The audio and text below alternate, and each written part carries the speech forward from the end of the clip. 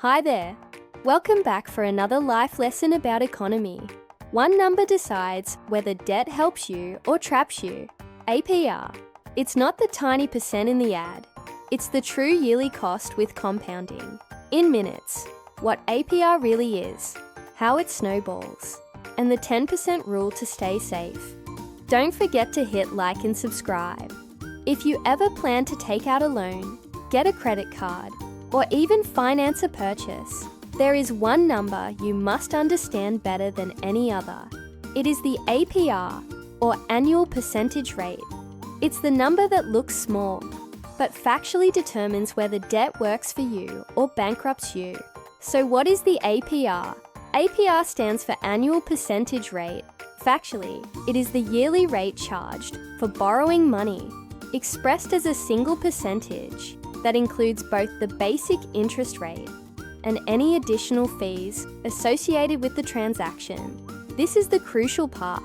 APR is calculated not just on the original amount borrowed, but often on the remaining balance, compounding over time. It is important to distinguish it from simple interest, which is calculated only on the original principal amount. The APR, because it usually involves that compounding, is the truer, higher cost of your debt.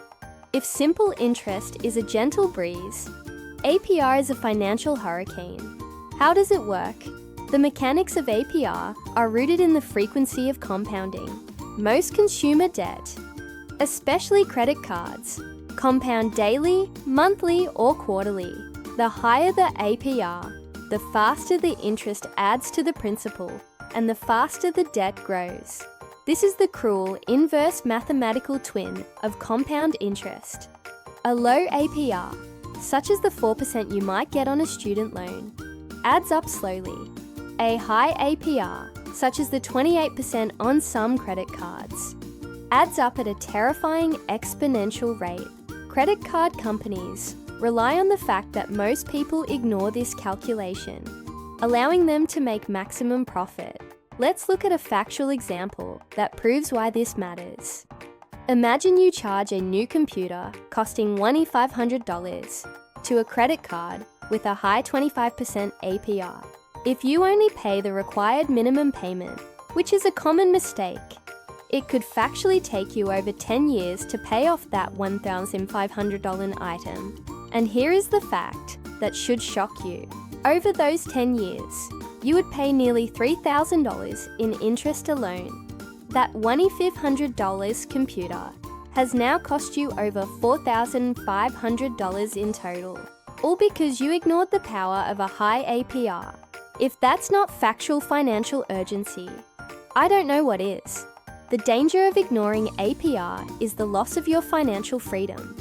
High APR debt, factually and mathematically, shackles your future income to payments on things you bought years ago that are probably already broken.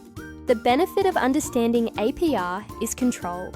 You gain the power to shop for the lowest rate debt possible, a mortgage, an auto loan, and the wisdom to treat any debt over 10% APR as a financial emergency that must be paid off immediately. The single most actionable takeaway for you today is this: never ever carry a balance on any debt with an APR higher than 10%. For credit cards, the rule is simpler. Pay the entire statement balance, in full, every single month, to pay zero APR. Finally, remember this is not financial advice, only education. The calculations discussed here are factual representations of how APR works in the real world. You must research the specific terms and conditions of any loan or credit card you consider before making any financial decisions. Now, go check the APR on any debt you have. If it's high, treat it like the emergency it factually is.